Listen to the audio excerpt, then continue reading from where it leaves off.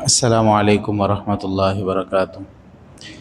بسم اللہ الرحمن الرحیم، الحمد للہ رب العالمین والصلاة والسلام علی سید الانبیاء والمرسلین، اما بعد۔ قال اللہ تبارک وتعالی فی کتابہ المجید، اعوذ باللہ من الشیطان الرجیم، بسم اللہ الرحمن الرحیم۔ ان اول بیت وضع للناس للذی ببکۃ مبارک وہدی للعالمین فیہ آیات بینات مقام ابراہیم ومن دخلہ کان آمنا وَلِلَّهِ عَلَى النَّاسِ حِجُّ الْبَيْتِ مَنِ اسْتَطَاعَ إِلَيْهِ سَبِيلًا وَكَذَلِكَ قَالَ وَإِذْ بَوَّأْنَا لِإِبْرَاهِيمَ مَكَانَ الْبَيْتِ أَلَّا تُشْرِكْ بِي شَيْئًا وَطَهِّرْ بَيْتِيَ لِلطَّائِفِينَ وَالْعَاكِفِينَ وَالرُّكَّعِ السُّجُودِ وَأَذِّنْ فِي النَّاسِ بِالْحَجِّ يَأْتُوكَ رِجَالًا وَعَلَى كُلِّ ضَامِرٍ يَأْتِينَ مِنْ كُلِّ فَجٍّ عَمِيقٍ۔ ورد عن النبي صلى الله عليه وسلم حينما سئل أي مسجد بني في الأرض أولا قيل المسجد الحرام، قيل ثم أي؟ قال المسجد الأقصى، فقيل كم كان بينهما؟ قال 40 سنة، أو كما قال عليه الصلاة والسلام۔ صدق الله العظيم وصدق رسوله النبي الكريم، ونحن على ذلك لمن الشاهدين والشاكرين، والحمد لله رب العالمين۔ ہم نماز پڑھتے ہیں تو خانہ کعبہ کی طرف منہ کر کے نماز پڑھتے ہیں، اور خانہ کعبہ کی جو ابھی کی جو تعمیر ہے، اس طرز کو لوگ بناء ابراہیمی کہہ رہے ہوتے ہیں کہ ابراہیم علیہ السلام نے خانہ کعبہ کو بنایا۔ پچھلے جمعے میں نے کچھ اس کا پس منظر پیچھے کا عرض کیا تھا کہ بعض روایات سے یہ سمجھ میں آتا ہے کہ خانہ کعبہ شاید آدم علیہ السلام کے زمانے میں بنا ہوگا، یا آدم علیہ السلام نے بنایا ہوگا پہلی دفعہ، اور پھر اس کے بعد مسجد اقصی بھی انہی کی اولادوں میں سے کسی نے تعمیر کی ہوگی پہلی دفعہ۔ بعض حضرات کہتے ہیں کہ اللہ رب العزت نے جب آدم علیہ السلام کو دنیا میں بھیجا تو فرشتوں نے پہلے سے خانہ کعبہ کو بنایا ہوا تھا۔ واللہ عالم، کوئی بھی بات ہو سکتی ہے، تفصیلی روایات ہیں ساری کی ساری۔ ہم جس موضوع کے اوپر بات کر رہے تھے وہ سیدنا ابراہیم علیہ السلام اور سیدنا اسماعیل علیہ السلام نے خانہ کعبہ کی تعمیر کی۔ خالی جگہ تھی، ابھری ہوئی جگہ تھی ایک۔ اللہ رب العزت ابراہیم علیہ السلام کو اعزاز عطیہ، ایک اعزاز تھا یہ کہ خانہ کعبہ کی تعمیر کروانا ایک ذمہ داری بھی تھی اور ایک اعزاز بھی تھا۔ ذمہ داری تھی کہ کام تھا خانہ کعبہ کو تعمیر کرنا، بھی کوئی آسان کام تو نہیں تھا، لیکن اللہ کا حکم تھا۔ اعزاز یہ تھا کہ اب قیامت تک کے لیے جب لوگ اس کی طرف منہ کر کے آئیں گے، اس کی طرف آئیں گے، اس کی طرف منہ کر کے نماز پڑھیں گے، تو چاہتے نہ چاہتے ابراہیم علیہ السلام کا تذکرہ کہیں نہ کہیں آتا رہے گا۔ تو اللہ رب العزت نے ان کو نوازا بھی، اسماعیل علیہ السلام کو بھی، ابراہیم علیہ السلام کو بھی۔ پھر میں نے یہ بات بھی عرض کی تھی کہ جب ابراہیم علیہ السلام خانہ کعبہ کی تعمیر کر رہے تھے، پھر یہ دعا بھی ساتھ ساتھ کر رہے تھے، ربنا تقبل منا، اے اللہ آپ ہم سے قبول کر لیجئے۔ کیونکہ انسان جب نیکی کرتا ہے تو نیکی کرنے کے بعد نیکی پہ فخر نہیں ہوتا، نیکی پہ تواضع و انکساری ہوتی ہے۔ اگر فخر ہے تو یہ اس بات کی علامت ہے کہ شاید نیکی کی مردود نہ ہو گئی ہو، اگر انکساری ہے یہ اس بات کی علامت ہے کہ انشاءاللہ نیکی کہیں نہ کہیں کام آ گئی، کہیں قبول ہو گئی ہے۔ اس لیے جیسے ہر چیز کا تکبر ہوتا ہے، نیکی کا بھی بہت بڑا تکبر ہوتا ہے، مال کا بھی تکبر ہوتا ہے، علم کا بھی تکبر ہوتا ہے، نیکی کا بھی تکبر ہوتا ہے۔ مال کا تکبر بھی بہت خطرناک ہوتا ہے، لیکن نیکی اور علم کا تکبر اس سے بھی زیادہ خطرناک ہوتا ہے۔ وہ اس لیے خطرناک ہوتا ہے کہ یہ تکبر کرتے ہوئے انسان اس تکبر کو تکبر سمجھ بھی نہیں رہا ہوتا۔ جیسے کہا جاتا ہے نا، ایک تو ہے انسان بدعت کا مرتکب ہو جائے، اور ایک ہے انسان براہ راست کسی گناہ کا مرتکب ہو جائے۔ تو انجام کے اعتبار سے بدعت کا مرتکب ہونا زیادہ خطرناک ہوتا ہے، اس لیے کیونکہ بدعت کرنے والا اپنی بدعت کو گناہ نہیں سمجھتا، لہٰذا کبھی توبہ بھی نہیں کرتا اس سے، جبکہ گناہ گار جو اپنے گناہ کو گناہ سمجھنے کی وجہ سے توبہ ضرور ہو سکتا ہے توبہ کر لے، اور کہیں نہ کہیں اپنے آپ کو مجرم سمجھ رہا ہوتا ہے۔ اس لیے نیکی کا تکبر بہت خطرناک ہوتا ہے، جب آپ اپنے آپ کو نیک سمجھ رہے ہوتے ہیں اور نیک میں دوسروں سے بہتر سمجھ رہے ہوتے ہیں۔ اسی لیے بعض اوقات نا آپ سطریں پڑھتے ہیں، کتابوں میں لکھا ہوتا ہے بندہ ناچیز، حقیر فقیر، بندہ پر تقصیر، طرح طرح کی عبارتیں لکھی جا رہی ہوتی ہیں، لیکن یہ عبارت تو لکھی جا رہی ہوتی ہے لیکن لکھنے والے کے اپنا دل بھی تکبر سے صاف نہیں ہوتا۔ بلکہ اگر کوئی بندہ حقیقت میں اس کو آ کے کہتے ہیں نا، ہاں بھئی پر تقصیر کا مطلب ہے گناہ گار، تقصیر کہتے ہیں غلطی کو، پر تقصیر غلطیوں سے بھرا ہوا۔ اب اسی بندے کو کوئی آ کے کہتے ہیں ہاں بھئی غلطی کرنے والے آدمی، تو فوراً ناراض ہوگا، کس طرح کی باتیں کر رہے ہو یار، میں تو بڑا اچھا آدمی ہوں۔ تو یہ بھی نیکی کا بھی تکبر ہوتا ہے، تو اس تکبر سے بھی اپنے آپ کو بچانا چاہیے۔ ربنا تقبل منا، نیکی کر لی، اے اللہ آپ نواز دیجئے، آپ کا فضل ہے۔ پھر میں نے اس میں یہ بھی عرض کیا تھا کہ ابراہیم علیہ السلام تعمیر کعبہ کے دوران ابراہیم علیہ السلام اور اسماعیل علیہ السلام دونوں اپنی اولاد کے لیے دعا کر رہے تھے، تو اپنی اولاد کے لیے دعا کرنا یہ ابراہیم علیہ السلام کی سنت ہے۔ ایک اور دعا جو انہوں نے خانہ کعبہ کی تعمیر کرتے ہوئے کی وہ کیا تھی؟ ربنا وبعث فیہم رسولا منہم یتلو علیہم آیاتی ویزکیہم ویعلمہم الکتاب والحکمہ، اے اللہ ان میں ایک ایسے رسول کو بھیجیے جو ان کو آپ کی آیتیں پڑھ کے سنائے، ویزکیہم ان کا تزکیہ کرے، ویعلمہم الکتاب ان کو کتاب کی تعلیم بھی دے، والحکمہ اور ان کو کتاب کے علاوہ حکمت بھی سکھائے۔ اللہ ایسا ہماری اولاد میں سے ایسا ان کی طرف مبعوث کر دیجئے۔ ایک تو پہلی بات یہ ہے کہ اپنی اولاد کے لیے جیسے آپ دین کی دعا کرتے ہیں، دنیا کی دعا کرتے ہیں، تو دینداری کی دعا کرنی بھی چاہیے۔ ابراہیم علیہ السلام کی دعا وہ جو ہم نماز میں پڑھتے ہیں، رب اجعلنی مقیم الصلاۃ، اللہ مجھے بھی نماز پڑھنے والا قائم کرنے والا بنا، اللہ میری اولاد کو بھی ان کو بھی نماز کو قائم کرنے والا بنا، اور پھر اپنے والدین کے لیے بھی دعا کر رہے ہیں، اللہ میری بھی مغفرت فرما، میرے والدین کی بھی مغفرت فرما۔ یہ اس سے پہلے کی بات ہے جب اللہ نے کہہ دیا تھا کہ اب آزر کے لیے آپ دعا نہیں کر سکتے، کیونکہ ابراہیم علیہ السلام کا باپ تو مشرک تھا، جو آزر تھا وہ مشرک تھا۔ تو ابراہیم علیہ السلام نے ہمیں دعا کا طریقہ بھی سکھایا۔ اب یہاں پہ ابراہیم علیہ السلام اور اسماعیل علیہ السلام خانہ کعبہ کی تعمیر، یعنی کتنا بڑا کام ہے نا، ہم تو طواف کرتے ہیں، وہ اسی خانہ کعبہ کی تعمیر کر رہے تھے، یعنی کتنا بڑا کام کر رہے تھے۔ اس بڑے کام کو کرتے ہوئے انہوں نے دعا کی کہ اللہ ان میں ایک ایسے رسول کو بھیج دیجئے جو ان کو قرآن کی آیتیں پڑھ کے سنائے، ان کا تزکیہ کرے، ان کو کتاب کی تعلیم دے اور ان کو حکمت کی تعلیم دے۔ یہ اصل میں ان کی دعا سے مقصود اللہ کے نبی صلی اللہ علیہ وسلم تھے، حضرت محمد مصطفیٰ صلی اللہ علیہ وسلم کے لیے انہوں نے دعا کی کہ ہماری اولاد میں سے ان کو بھی پیدا فرما دیجیے۔ اب یہاں پہ ایک تو بہت زیادہ تفسیر اس میں اور بھی ہے، میں اس تفصیل میں نہیں جاتا، جو بات میں عرض کرنا چاہ رہا ہوں وہ یہ ہے کہ یہ دعا کتنے عرصے بعد قبول ہوئی۔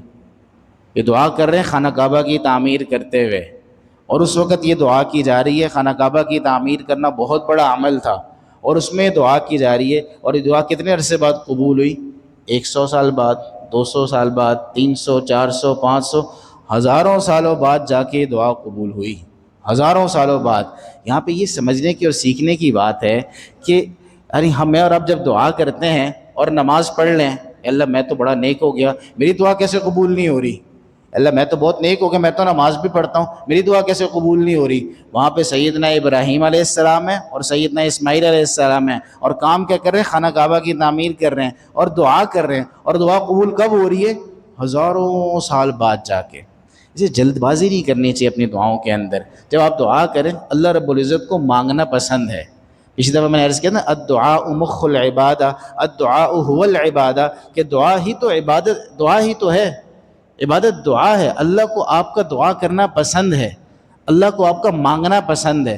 کبھی کبھی اللہ رب العزت کو کسی کا مانگنا اتنا اچھا لگتا ہے، اللہ کہتے ہیں مجھ سے اور مانگے، اور مانگے، مجھ سے اور مانگے۔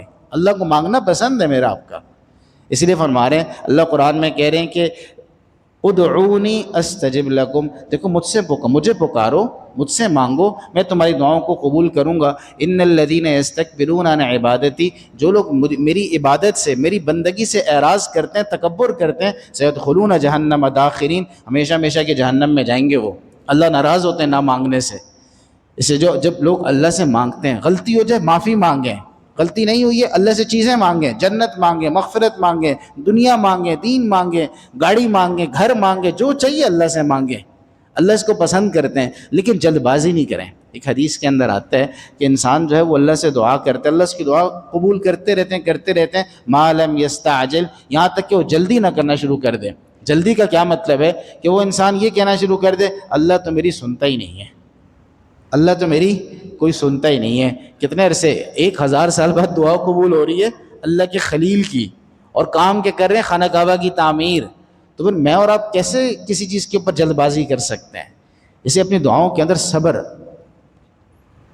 اہتمام کے ساتھ لگے رہیں، مانگتے رہیں اللہ تعالیٰ سے، اللہ دے گا، لیکن کب دے گا؟ جب اللہ مناسب سمجھے گا۔ اس لیے ایک حدیث کے اندر آتا ہے کہ انسان جب اللہ سے مانگتا ہے تو اس کی تو ہمیشہ دعا قبول ہوتی ہے، یا قبول ہو جاتی ہے یا محفوظ ہو جاتی ہے، مردود نہیں ہوتی اس کی دعا۔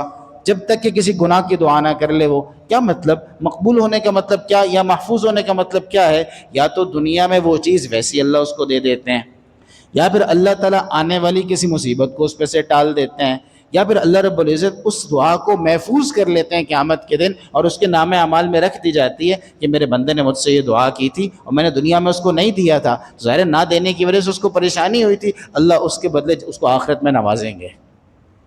جو دعا مردود نہیں ہوتی، دعا مانگتے رہنا چاہیے، اور دعا کے اندر نا امید نہیں ہونا چاہیے کہ آج پوری کیوں نہیں کل. جب اللہ سمجھیں گے اللہ پوری کر، جب اللہ کو مناسب لگے گا اللہ پوری کر دیں گے، جب اللہ بہتر سمجھیں گے میرے آپ کے لیے. اس لیے یہ سمجھنا چاہیے کہ میں اور آپ نہ صرف ایک تصویر دیکھتے ہیں، میں اور آپ اس تصویر کا ایک حصہ دیکھ رہے ہوتے ہیں، اس کو پکسل کہا جاتا ہے. وہ جو پوری تصویر ہے وہ میری آپ کی نظروں سے اوجھل ہوتی ہے. اب میں یہاں دیکھ رہا ہوں نا، مجھے صرف اور صرف اس دروازے کے آگے سے دیوار کا یہ والا حصہ نظر آ رہا ہے، باقی دیوار مجھے نظر نہیں آ رہی. مجھے نہیں پتا وہاں پہ لوگ ہیں یا نہیں ہیں، سامنے کتنے لوگ بیٹھے ہیں. تو میں یہاں سے جو فیصلہ کر رہا ہوں گا وہ اسی بنیاد پہ کر رہا ہوں گا جتنا مجھے نظر آ رہا ہے. لیکن جو بندہ اوپر سے بیٹھ کے ڈرون لگا کے بیٹھ کے دیکھ رہا ہو وہ صحیح فیصلے کر سکے کہ اس کو سارا کچھ ہی نظر آ رہا ہے. تو اللہ رب العزت جو وہ پوری تصویر دیکھ رہے ہوتے ہیں، میں سمجھ رہا ہوتا ہوں کہ یہ بہتر ہے، اللہ کو پتہ ہوتا ہے اس کے لیے یہ بہتر نہیں، اس کے لیے یہ بہتر ہے. اللہ وہ فیصلہ کرتے ہیں. تو آپ بہت نیک ہوں گے، آپ عمل کر رہے ہوں گے، آپ دعا کر رہے ہوں گے، اللہ چاہیں گے کبھی فوراً قبول کر لیں گے، کبھی اللہ فوراً قبول نہیں کریں گے اس کو، بلکہ اللہ رب العزت اس کو محفوظ کر لیں گے کہ اللہ بعد میں مناسب وقت پہ آپ کو عطا کر دیں گے. سیدنا ابراہیم علیہ السلام نے خانہ کعبہ کی تعمیر کی. تعمیر کرنے کے بعد اب اللہ کا اگلا حکم تھا وَأَذِّن فِي النَّاسِ بِالْحَجِّ، اب لوگوں کو حج کے لیے بلاؤ. اب سوال یہ پیدا ہوتا ہے، بیابان علاقہ، حج کے لیے بلاؤ، آئے گا کون؟ دنیا سے کہاں سے کیسے کوئی آئے گا؟ لیکن یہاں پہ یہ بات سمجھنے والی ہے کہ اصل ہمارے ذمہ حکم پورا کرنا ہے، نتائج کے ہم ذمہ دار نہیں ہیں. یہ بہت اصول کی بات اور پتہ کی بات ہے. ہمارے ذمہ اللہ کا حکم پورا کرنا ہے، نتائج کیا نکلیں گے اس کے ہم ذمہ دار نہیں ہیں. ہم نتائج کے پورے کرنے کے ذمہ دار نہیں ہیں. آپ نے بہت کوشش کی ایک بندے کو مسجد لانے کی، لیکن وہ مسجد آئے گئے نہیں ہے کہ آپ اس کے ذمہ دار نہیں ہیں. آپ نے ایک بندے کو دعوت دی، آپ نے خیر کی بات کی، کئی گناہ ہو رہا تھا، آپ نے روکنے کی کوشش کر لی، آپ نے اپنی ذمہ داری پوری کر لی، نتیجہ کیا ہے؟ آپ اس کے ذمہ دار نہیں ہیں. ڈاکٹر کے سامنے مریض تھا، ڈاکٹر نے اس کو بچانے کی بہت کوشش کی، لیکن وہ فوت ہو گیا، ڈاکٹر اس کے مرنے کا ذمہ دار نہیں ہے. ہم نتائج کے ذمہ دار نہیں ہیں، ہم حکم پورا کرنے کے مکلف ہیں. اللہ نے حکم کا پابند بنایا ہے. ابراہیم علیہ السلام کو اللہ رب العزت نے حکم دیا وَأَذِّن فِي النَّاسِ، تم لوگوں کو بلاؤ، لوگوں میں اعلان کر دو حج کا، بالحج. اب آگے کیا ہوگا؟ اے اللہ کیا ہوگا، کیسے ہوگا؟ اللہ کہہ رہے ہیں وہ میرا کام ہے. یا تو کا لوگ آئیں گے تمہارے پاس، آئیں گے رجالن، پیدل بھی آئیں گے، لوگ سوار ہو کے بھی آئیں گے، لوگ گاڑیوں پہ بھی آ رہے ہیں، لوگ ہوائی جہازوں پہ بھی آ رہے ہیں. کس کس چیز کے اوپر لوگ آ رہے ہیں؟ وَعَلَىٰ كُلِّ ضَامِرٍ يَأْتِينَ مِن كُلِّ فَجٍّ عَمِيقٍ، کنارے کنارے سے، گھاٹیوں سے، ایسی ایسی جگہوں سے آئیں گے، سارے لوگ تمہارے پاس آئیں گے.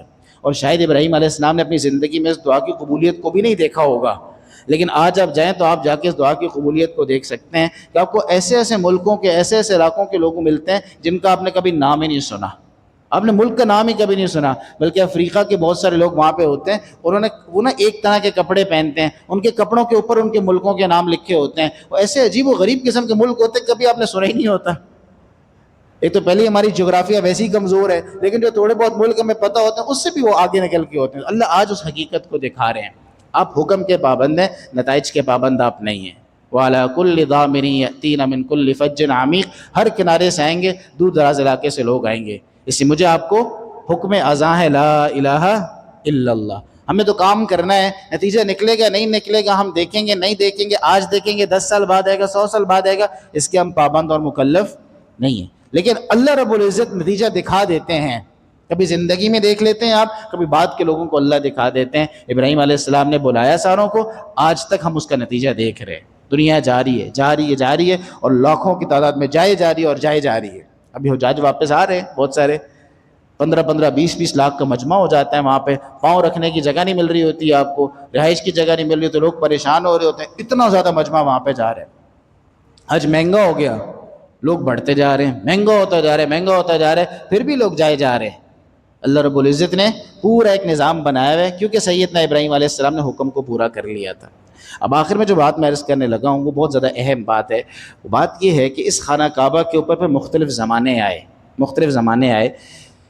ان زمانوں یہاں تک ابراہیم علیہ السلام والی بات مکمل ہو گئی۔ سیدنا اسماعیل علیہ السلام کا اس واقعے کے بعد کوئی بہت معروف واقعہ نہیں ہے، بہرحال قبریں نظرات کی کہاں پر ہیں تو ابراہیم علیہ السلام کے بارے میں تو آتا ہے کہ فلسطین میں ایک علاقہ، اس علاقے کا نام ہی خلیل ہے، خلیل اس علاقے کا نام ہے، وہاں پہ کہتے ہیں سید روایتیں بہت ساری ہیں لیکن زیادہ مضبوط بات یہی لگتی ہے کہ فلسطین میں خلیل کے علاقے میں سیدنا ابراہیم علیہ السلام کی قبر ہے۔ یہ آج کل فلسطین کے مغربی کنارے کے اندر آتا ہے علاقہ، لیکن ظاہر ہے اسرائیل کے جو مداخلتیں چل رہی ہیں اس کی وجہ سے روزانہ آپ کبھی خبروں میں پڑھتے ہوں گے حرم خلیلی کہا جا رہا ہوتا ہے اس کو، وہاں پہ وہ اپنی طرف سے بہت سارے تصرفات اس میں کرنے کی کوشش کرتے ہی رہتے ہیں۔ باقی سیدنا اسماعیل علیہ السلام کی وفات کہاں ہوئی یا ان کی قبر کہاں پر ہے، مختلف روایتیں، بعض رات تو یہ کہتے ہیں کہ جو حتیم کا علاقہ ہے یا جو مطاف کی جگہ ہے یہیں پہ سیدنا حاجرہ علیہ السلام کی بھی قبر ہے اور سیدنا اسماعیل علیہ السلام کی بھی قبر ہے، تو واللہ عالم، اللہ بہتر جانے۔ بہرحال یہ اتنی اہم بات نہیں، اصل تو ان لوگوں کی زندگیاں تھیں جو میں نے آپ کے سامنے گوش گزار کر دیں۔ لیکن جو آخر میں بات عرض کرنا چاہ رہا ہوں وہ بات یہ کہ اس خانہ کعبہ کے اوپر پہ مختلف دور آئے، ایک زمانہ، اس کے بعد ظاہر ہے زمانے کے ساتھ عمارت بوسیدہ ہو جاتی ہے، بوسیدہ ہو گئی، پھر جرہم قبیلے نے بنائی، پھر عمالقہ نے بنائی، اس طرح بنتی چلتی رہی، عبارت چلتی رہی۔ ابراہیم علیہ السلام نے جب خانہ کعبہ کو بنایا تھا تو خانہ کعبہ کو بالکل زمین کے ساتھ جوڑ کے رکھا تھا، اس کا دروازہ بھی زمین کے ساتھ ہی تھا، لوگ آرام سے اندر جا بھی سکتے تھے، آ بھی سکتے تھے۔ صحیح، جب اللہ کے نبی صلی اللہ علیہ وسلم کا زمانہ آیا تو ایک دفعہ اللہ کے رسول صلی اللہ علیہ وسلم خانہ کعبہ کی جب زیارت کے لیے گئے تو آپ نے عائشہ سے کہا، عائشہ میرا دل چاہتا ہے کہ خانہ کعبہ کو اس طرح بناؤں کہ جو حتیم کا علاقہ ہے وہ بھی خانہ کعبہ کے حدود کے اندر آ جائے، سارا کا سارا، یعنی ایک طرف سے گول ہو جائے خانہ کعبہ، ایک طرف سے چورس ہو جائے، اور دوسرا میرا دل یہ چاہتا ہے کہ خانہ کعبہ کے 2 دروازے بناؤں اور دونوں کو زمین تک لے کر آ جاؤں تاکہ ایک سے لوگ اندر داخل ہوں، دوسرے سے باہر نکل جائیں۔ یہ تو قریش نے کیا تھا کہ انہوں نے خانہ کعبہ کے دروازے کو اونچا کر دیا تاکہ جس کو وہ چاہیں وہ اندر داخل ہو سکے، باقی کوئی اندر داخل نہ ہو سکے، انہوں نے اس لیے اونچا کر دیا۔ اور دوسرا حتیم کا جو حصہ تھا وہ کہتے ہیں کیونکہ قریش جب خانہ کعبہ کی تعمیر کر رہے تھے ساری برائیاں ان کے اندر موجود تھی، لیکن اس سب کے باوجود قریش نے کہا کہ یار یہ جو ہمارے پاس پیسہ ہے نا یہ کم پڑ گیا ہے، ہم شراب اور اس طرح کے بتوں والے پیسے خانہ کعبہ کے اوپر نہیں لگا سکتے، ہم خانہ کعبہ کو چھوٹا کر دیتے ہیں، پوری تعمیر نہیں کرتے لیکن وہ والا پیسہ اس میں نہیں لگائیں گے، تو انہوں نے حتیم کے حصے کو کھلا چھوڑ دیا۔ لیکن اللہ کے نبی صلی اللہ علیہ وسلم کی خواہش تھی کہ خانہ کعبہ اس طرح کا بن جائے، 2 دروازے ہوں، دروازے زمین کے ساتھ لگے ہوئے ہوں اور حتیم خانہ کعبہ کا حصہ بن جائے۔ اللہ کے نبی صلی اللہ علیہ وسلم کا زمانہ گزر گیا، آپ کی زندگی میں آپ کی خواہش پوری نہیں ہوئی۔ آپ صلی اللہ علیہ وسلم کے بعد حضرت عبداللہ بن زبیر رضی اللہ عنہ کا زمانہ آیا تو انہوں نے خانہ کعبہ کی تعمیر اسی طرح کر دی جیسے آپ صلی اللہ علیہ وسلم چاہتے تھے، یعنی حتیم کو اس کا حصہ بنا دیا، دونوں دروازے اس کے زمین کے قریب کر دیے، لیکن اور اسی طرح جیسے آپ صلی اللہ علیہ وسلم چاہتے تھے۔ لیکن پھر مشہور واقعہ حجاج بن یوسف نے دوبارہ جب حملہ کیا مکہ مکرمہ کے اوپر تو باقاعدہ مکہ مکرمہ کے اوپر گولہ باری کی گئی منجنیقوں سے، اس میں خانہ کعبہ کی عمارت بھی زخمی ہو گئی، آگ بھی لگی، خانہ کعبہ کی عمارت کو آگ بھی لگی، طرح طرح کے واقعات پیش آئے۔ لیکن اس کے بعد پھر جب قبضہ ہو گیا، عبداللہ بن زبیر رضی اللہ عنہ شہید ہو گئے، وہ لمبے واقعات ہیں۔ اس کے بعد جب حجاج کا قبضہ ہوا تو اس نے عبد الملک بن مروان غالباً، یا مجھے نام اگر مکس نہیں ہو رہا، تو اس کی زمانہ حکومت تھا، اس نے اس سے اجازت لے کے کہا کبھی جس طرح آپ صلی اللہ علیہ وسلم کے زمانے میں تھا نا میں ویسی خانہ کعبہ کو دوبارہ کروں گا۔ اصل میں اس کے دل کے اندر ایک یہ والی بات بھی تھی کہ عبداللہ بن زبیر والی عمارت باقی نہیں رہنی چاہیے، وہ اس کو واپس نہ تبدیل کرنا چاہتا تھا، تو اس نے بہرحال اس کو دوبارہ خانہ کعبہ کو ایسی بنا دی جیسے آج میں اور آپ دیکھتے ہیں۔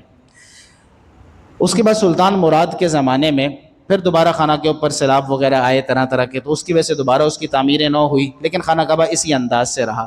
بیچ میں امام مالک رحمۃ اللہ علیہ کے زمانے میں دوبارہ سے جو بادشاہ تھا اس نے کہا کہ میں دوبارہ جس طرح آپ صلی اللہ علیہ وسلم چاہتے تھے ویسے بنا دیتا ہوں، تو اس وقت امام مالک نے اس کو کہا کہ دیکھو بات یہ ہے جس طرح ہے بس رہنے دو، اس کو مت چھیڑو اب، ورنہ یہ بادشاہوں کا کھلونا بن جائے گا، ہر بادشاہ آ کے اپنے طریقے سے بناتا رہے گا، بس جس طرح اب اس کو رہنے دو۔ اس کے بعد سے خانہ کعبہ تبدیل نہیں ہوا۔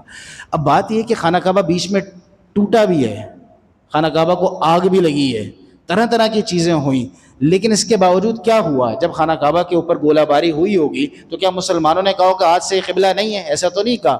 اس کا مطلب ہے، جو بات میں یہاں سے بتانا چاہ رہا ہوں وہ یہ ہے کہ بڑے بڑے حادثات ہو سکتے ہیں، آپ کے بڑے بڑے مشاعر ہاتھ سے نکل بھی سکتے ہیں، زخمی بھی ہو سکتے ہیں، تباہ بھی ہو سکتے ہیں، طرح طرح کے معاملات ہو سکتے ہیں، لیکن حوصلے پست نہیں ہو سکتے، حوصلے پست نہیں ہو سکتے۔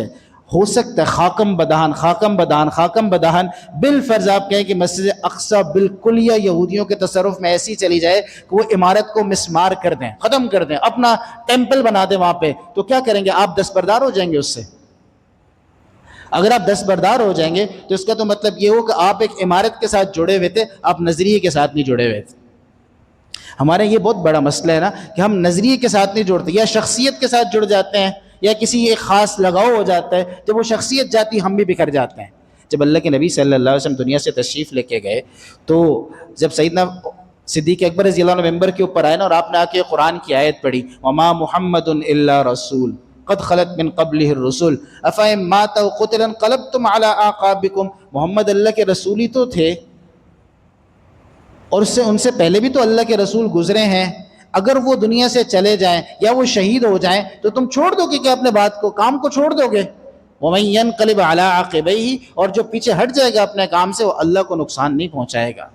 تو میں یہ بات عرض کرنا چاہ رہا ہوں کہ لوگ بھی جا سکتے ہیں، عمارتیں بھی منہدم ہو سکتی ہیں، بہت ساری چیزیں کافروں کے ہاتھوں میں بھی جا سکتی ہیں، یہ ساری چیزیں ہو سکتی ہیں، یعنی اللہ نہ کرے ایسا کچھ ہو، لیکن ہو سکتی ہیں۔ اگر ایسا کچھ ہو جائے تو آپ نظریے سے پیچھے نہیں ہٹ سکتے، آپ ابراہیم علیہ السلام کی تعمیر سے پیچھے نہیں ہٹ سکتے، آپ ابراہیم علیہ السلام کی تاریخ سے پیچھے نہیں ہٹ سکتے، آپ سیدنا ابراہیم علیہ السلام کی ملت کے اوپر ہیں اور آپ ہی اس کے محافظ ہیں اور آپ ہی اس کی حفاظت کرنے والے ہیں، آپ اس نظریے سے پیچھے نہیں ہٹ سکتے۔ اس سے پوری کی پوری جتنا واقعات تھے جو پچھلے 10 جمعوں سے چل رہے تھے تقریباً، میں آخر میں ایک بات عرض کرنا چاہتا ہوں، صرف قربانی جو حاجی حج سے واپس آ رہے ہیں نا، وہ حج سے زمزم اور کھجور لے کر آ رہے ہیں، لیکن وہاں سے ابراہیم علیہ السلام کی قربانی نہیں لے کر آ رہے ہو، وہ ابراہیم علیہ السلام کی اسماعیل علیہ السلام کی فرما برداری نہیں لے کر آ رہے وہاں سے، وہ حاجرہ علیہ السلام کا صبر نہیں لے کر آ رہے وہاں سے، جو لانے کی سوغات تھی وہ وہاں سے نہیں آ رہی ہے۔ مسئلہ یہ، میرا مقصد قصے سے قصہ سنانا نہیں تھا، میں قرآن کی تفسیر آپ کو سنانا نہیں چاہ رہا تھا، بلکہ میرا مقصد ان واقعات سے وہ اسباق بتانا تھے آپ کو۔ اس لیے اپنے اندر یہ جذبہ پیدا کرنا ضروری ہے کہ ہم ابراہیم علیہ السلام والی قربانی کے ساتھ جئیں گے، اسماعیل علیہ السلام والی اطاعت کے ساتھ جئیں گے، اور حاجرہ علیہ السلام والے صبر کے ساتھ جئیں گے، اور اللہ رب العزت پہ توکل کر کے اس دین کو پوری دنیا کے اندر زندہ کریں گے، جس کی ابتدا اس 6 فٹ 5 فٹ کے جسم سے ہوگی اور انتہا سارے عالم کے اندر ہوگی۔ سارے اس کی نیت کرتے ہیں انشاءاللہ۔ اللہ تعالیٰ ہم سب کو عمل کرنے کی توفیق عطا فرمائے، سنت عطا فرما دیجیے۔